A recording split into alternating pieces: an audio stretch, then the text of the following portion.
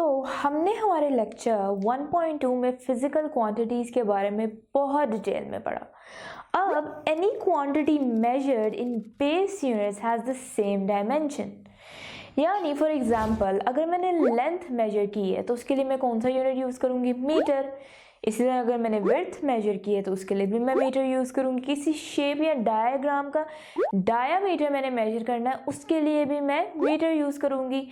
और अगर किसी एक प्लैनेट से दूसरे प्लैनेट के दरमियान में जो लाइट ट्रैवल हो रही है उसको मैं मेजर करना चाहूँगी तो उसके लिए भी मैं मीटर ही यूज़ करूँगी। अब यहाँ पे हमने बात करनी है डायमेंशंस की।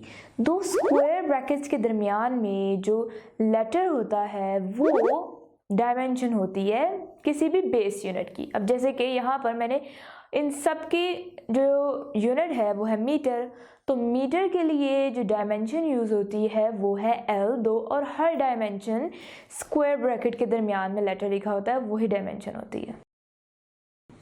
अब हम दो और एग्जांपल्स देखते हैं डायमेंशन की। जैसे हमने लेंथ की देखी, मास के लिए हम यूनिट यूज़ करते हैं किलोग्राम और उसकी डायमेंशन है m, और टाइम के लिए हम यूनिट यूज़ करते हैं सेकेंड और उसकी डायमेंशन है t।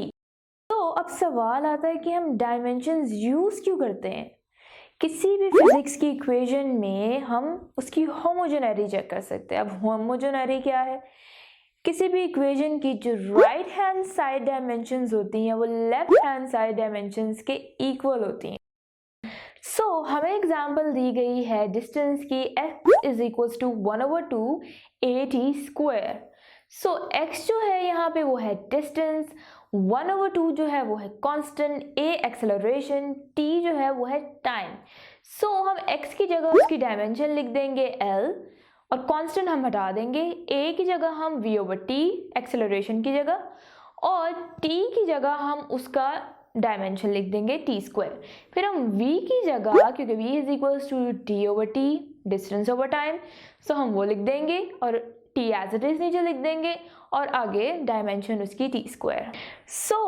मैं t को t से मल्टीप्लाई कर दूंगी और मेरे पास आएगा t स्क्वायर, उसके बाद d/t स्क्वायर और आगे उसकी डायमेंशन t स्क्वायर। मैं t स्क्वायर की डायमेंशन लिख दूंगी यानी t, d की डायमेंशन लिख दूंगी यानी l और आगे t स्क्वायर। तो हमारा फाइनल आंसर आया l यानी उसकी डायमेंशन।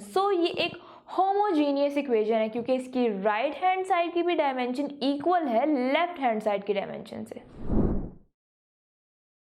अगर आप ये लेक्चर कंप्लीट देखना चाहते हैं और बेशुमार MCQs और उनके एक्सप्लेनेशन चाहते हैं तो कृपया अभी गूगल प्ले स्टोर पे जाइए और डाउनलोड कीजिए ऐप हिप्पो ई-लर्निंग प्रोग्राम और इससे खुद भी फायदा उठाइए और साथ साथ अपने फ्रेंड्स एंड क्लास फेलोज को भी रेकमेंड कीजिए। And don't forget to like this video and subscribe to our channel. धन्यवाद।